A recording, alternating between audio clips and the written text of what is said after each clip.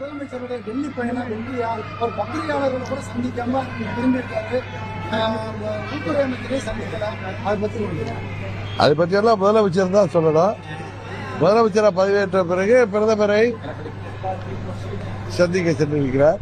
மற்றபடி அதை பற்றி முதலமைச்சர் தான் பதில் சொல்லணும். நீங்க கேட்ட மாதிரி அவர் பத்திரிகையாளர்களை சந்திக்க மறுக்கிறார்னா அது அவருடையும் அவர் சார்பா பேசுற ஆதரவு அர்ஜுனா மாண்புமிகு ஆதரவு அர்ஜுனா அவர்கிட்ட தான் கேட்கணும். நீங்க பொதுவாக பத்திரிகையாளர்கள் டெல்லியில போனோம்னா முதலமைச்சர் பிரதமரை சந்தித்தாங்க, பத்திரிகையாளர்கள் சந்திக்காம சரி, இதுவரைக்கும் அவர் பத்திரிகையாளர் சந்திப்ப தமிழ்நாட்டில் முதலமைச்சராக சந்திச்சாரா? அதெல்லாம் நீங்க அவரை தான் கேட்கணும். குதிரை பேரம் மூலம் ஆட்சியை காப்பாத்திருக்காரு. அதாவது சில பேர் சொல்வது எனக்கு புரியல. என்னன்னா, தனிப்பெரும்பான்மையாக திரு விஜய் அவர்களுக்கு 108 தொகுதிகளில் வெற்றி கொடுத்தாங்க. பட் ஆட்சி அமைக்க 118 தொகுதி வேணும். மற்ற தொகுதிகளை அவரை எதிர்த்து போட்டியிட்டு தாவேகா வேட்பாளர்களை வெற்றி பெற்றவர்கள் 126 தொகுதியில் வெற்றி பெற்றிருக்கோம். திமுக கூட்டணி, தேசிய ஜனநாயக கூட்டணியில் நாங்கள் அவர்களுக்கு ஆதரவு அளித்துத்தான் ஆக வேண்டும் என்று சிலர் கட்டாயப்படுத்துகிறார்கள். அதுபோல ஜனநாயகத்தில் தவறு. அம்மா மக்கள் முன்னேற்ற கழகம் தாவேகாவை எதிர்த்து, திமுகவை எதிர்த்து தேசிய ஜனநாயக கூட்டணியில போட்டியிட்டு நாங்கள் வெற்றி பெற்றிருக்கோம். நாங்க மக்கள் அவர்களுக்கு அறுதி பெரும்பான்மை கொடுக்கல.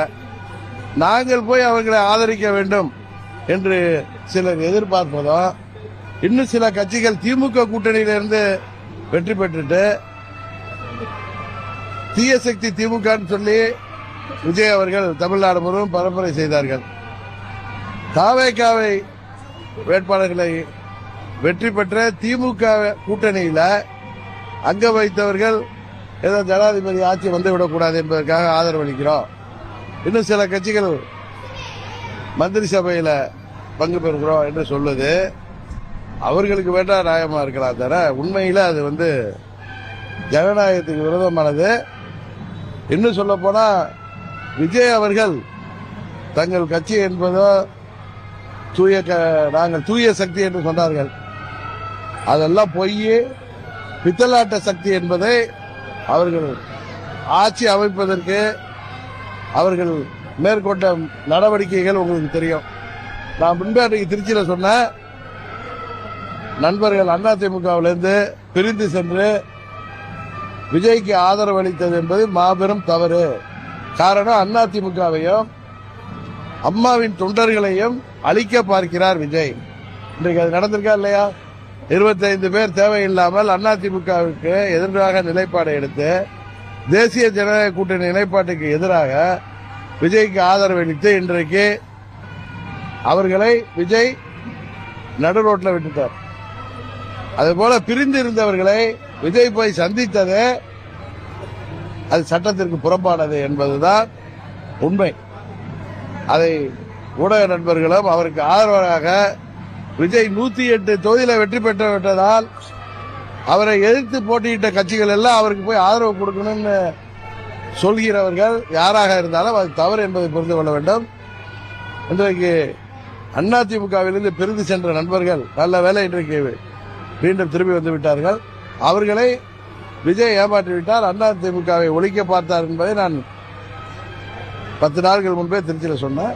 அதனால விஜயோட எண்ணமே ஜனநாயக முறையை தாண்டி குறுக்கு வழியில திராவிட கட்சிகளை அழிக்க வேண்டும் என்பதுதான். அதை உறுதியாக அம்மாவின் தொண்டர்கள், திராவிட தொண்டர்கள் யாரும் அனுமதிக்க மாட்டார்கள். ஏதோ இந்த தேர்தலில் ஏதோ மாற்ற வேண்டும் என்று மக்கள் ஒரு தவறான முடிவெடுத்து விட்டார்கள் என்பதை மக்கள் உணர்ந்து வருகிறார்கள். இன்னும் சில பேர் சொல்றாங்க 6 மாதம் விஜய் ஆட்சியை பற்றி விமர்சிக்க கூடாதுன்னு. நாங்கள் விஜய் ஆட்சியை பற்றி விமர்சிக்கல, மக்களின் முக்கிய பிரச்சனைகளான மின்சார பிரச்சனையில சரியாக கையாளவில்லை என்று பொதுமக்களே எல்லா ஊர்களிலும் மின்சார தட்டுப்பாடு இருப்பதால, மின்வெட்டு இருப்பதால மக்களே போராடுகிறார்கள். இன்னைக்கு கூட இன்றைக்கு தமிழ்நாட்டில் நடந்திருக்கிற இந்த தவறான மாற்றத்தை அன்னைக்கு தொலைக்காட்சியில் பார்த்த திருவள்ளூர்ல தொகுதியில மணவாள நகர்ல சாலையில 3 நாட்களாக எங்க பகுதியில் மின்வெட்டுன்னு சொல்லி போராடுற மக்கள், ஒரு தாய், ஒரு பெண்மணி, எங்களுக்கு எம்எல்ஏவே யாரு என்று தெரியவில்லை என்றிருக்கிறார். இன்னைக்கு தமிழ்நாட்டில் மாற்றத்தை தர வேண்டும் என்று நினைத்து ஒரு பெரிய தவறை செய்துவிட்டோம் என்று மக்கள் உணர்ந்து வருகிறார்கள். இன்னும் 3 மாதம் 6 மாதங்கள்ல நீங்க சொல்ற மாதிரி 6 மாதத்துல இந்த ஆட்சி இது மக்களுக்கான ஆட்சி இல்ல, இது ஒரு தவறான ஆட்சி.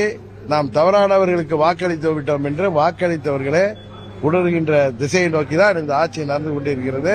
இதை நான் காழ்ப்புணர்ச்சியில சொல்லல. விஜய் அவர்கள் ஆட்சி அமைப்பதற்கு செய்த அணுகுமுறையே சட்டத்திற்கு புறம்பானது என்று சொன்னேன். ஒரே எம்எல்ஏ வைத்திருக்கிற கட்சி என்பதனால கட்சி தாவல் தடை சட்டம் வராது என்கிற தைரியத்தில் எங்க எம்எல்ஏவை அவர்கள் அபகரிக்க பார்த்தார்கள். இன்றைக்கு அந்த எம்எல்ஏ ரோட்ல நிற்கிறார். கரெக்டா? இவர்களுக்கு யாருக்காவது மந்திரி பதவி கொடுக்கப்பட்டிருந்தால் உறுதியாக நீதிமன்றம் அதற்கு ஏற்கனவே சிபுசோரன் வழக்கு இருக்கு, ஜேஎம்எம் கேஸ்லாம். அதில் நரசிம்மராவ் மேலேயே எஃப்ஐஆர்ல கேஸ் சேர்க்கப்பட்டு அவர் தான் முதல் குற்றவாளியாக சேர்க்கப்பட்டதாக தான் நினைக்கிறேன். அதுபோல இது சட்டத்திற்கு புறம்பான முறையில் இவர்கள் ஆட்சி அமைக்க முயற்சித்தார்கள். அனைத்து இந்திய அண்ணா திராவிட முன்னேற்ற கழகத்தை அழித்து விட வேண்டும். தேர்தலுக்கு முன்னே என்ன சொன்னாரு? அதிமுக ஒரு ஊழல் சக்தி. மறுமுறை சொல்றப்ப பிஜேபி கூட்டணியில மற்றும் சிலர் இருக்கிறாங்கன்னு எவ்வளவு கேவலமாக பேசினார். அவர் ஆட்சி அமைப்பதற்கு அம்மாவின் தொண்டர்கள் எப்படி ஆதரவு கொடுக்க முடியும்?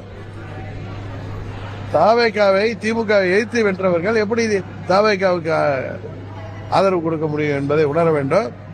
என்ன சொல்ல போனா ஒரு தவறான ஆட்சியை தமிழ்நாட்டில் உருவாக்கி விட்டோம் என்பதை மக்கள் விரைவில் உணர்வோம்.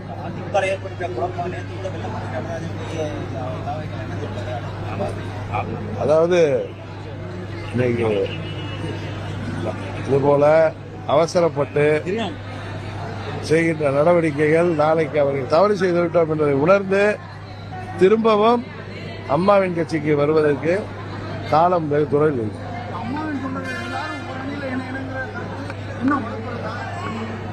நாங்கெல்லாம் இப்போ ஒரு அணியில தானே இருக்கோம். அமமுக அதிமுக கூட்டணியில தானே இருக்கோம். நாங்க அவர்களுக்கு இந்த கடுமையான நேரத்தில், கஷ்டமான நேரத்தில் நாங்க அவர்களுக்கு ஆதரவாக இருக்கோம். நாங்கள் ஒரு சுதந்திரமான கட்சி. நினைத்திருந்தால் தவேகாவுக்கு ஆதரவு கொடுத்திருக்கலாம். நாங்க ஒரு தேசிய ஜனநாயக கூட்டணியில அங்கம் வகிக்கிற கட்சி. கூட்டணி தர்மம் ஒன்று இருக்கு. எங்கள் சட்டமன்ற உறுப்பினர்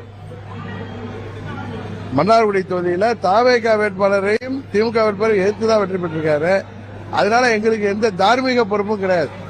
மக்கள் 108% கொடுத்திருக்காங்க. அது ஆட்சி அமைப்பதற்கு அவர்கள் நேர்மையான முறையில் தான் முயற்சி செய்யணுமே தவிர இது மாதிரி எம்எல்ஏக்களை தூக்குவது, இன்னொரு கட்சியை உடைக்க செய்து அவர்களுக்கு போலியான வாக்குறுதிகளை சொல்லி அவர்களை போய் சந்தித்தது என்றெல்லாம் இது கட்சி தாவல் தடை சட்டத்திற்கு விரோதமானது. உறுதியாக இந்த ஆட்சியாளர்கள் மீது உரிய நேரத்தில் கட்சி தாவல் தடை சட்டத்தின் மீது அவர்களுக்கு குதிரை பேரம் மூலம் இந்த ஆட்சி நடைபெறுகிறது என்பது உறுதியாக எந்த நேரத்தில் வழக்கு தொடருமோ அந்த நேரத்தில் தொடரும்.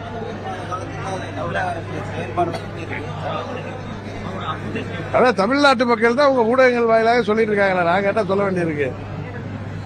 இன்னைக்கு கம்யூனிஸ்ட் தலைவர் சொல்றாரு, சிபிஎம் தலைவர் 6 மாதம் அவர்களை ஒன்றும் சொல்ல வைக்கல. விவசாயிகள் அன்றைக்கு கண்டனம் தெரிவித்திருக்காங்க. பயிர்க்கடனை தள்ளுபடி செய்வ, 5 ஏக்கருக்கு வரை உள்ள விவசாயிகளுக்கு அவர்கள் வாங்கிய பயிர்க்கடன்கள் எல்லாம் முழுவதும் தள்ளுபடி செய்வோம். 5 ஏக்கருக்கு மேல் உள்ள விவசாயிகளுக்கு 50% தள்ளுபடி சொல்லிட்டு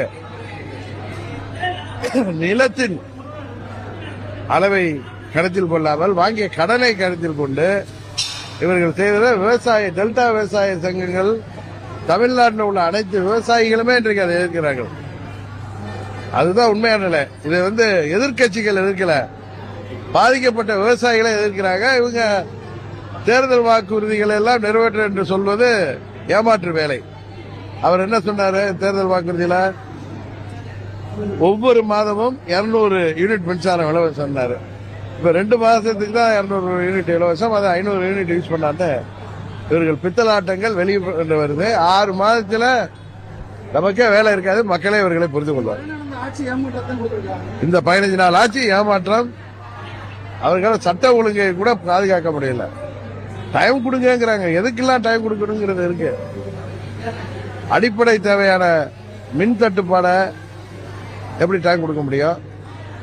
அதுபோல இந்த ஆட்சியில பெண்களுக்கு எதிரான குற்றங்களை நாங்க வந்தா உடனே தடுத்துருவோம்.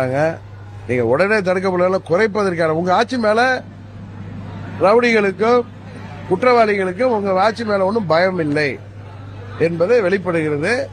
இனியாவது திருத்திக் கொள்ள வேண்டும். இந்த ஆட்சியாளர்கள் இருக்கிற காலம் வரை திருத்திக் கொள்ள வேண்டும்.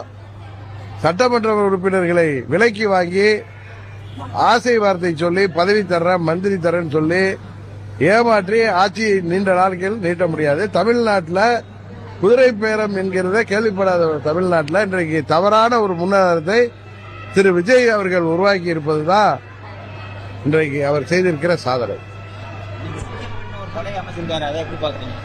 எல்லா படையும் ஒழுங்கா செயல்படணுங்கிறது தான் எங்களுடைய எதிர்பார்ப்பு. மாதிரி படம் எடுக்கிற வேலை இல்ல, இது உண்மையா மக்களுக்கு ஆட்சி நடத்துற வேலை. ரீல் எடுக்கிறது ஈஸி, இன்ஸ்டாகிராம் மூலம் அன்றைக்கு செய்திகளை பரப்பியது ஈஸி. இன்றைக்கு ரியல் லைஃபுக்கு வந்துட்டாங்க அவர்கள். இந்த ஆட்சி எப்படி நம்ம கிராமத்தில் சொல்லுவாங்களா, மொக்கை வாங்குகிறார்கள் என்பதை நீங்கள் பார்க்க போறீங்க. வாக்களித்த மக்கள் தவறு செய்துவிட்டது என்பதை உணர்கின்ற காலம் வெகு தூரத்தில் இல்லை.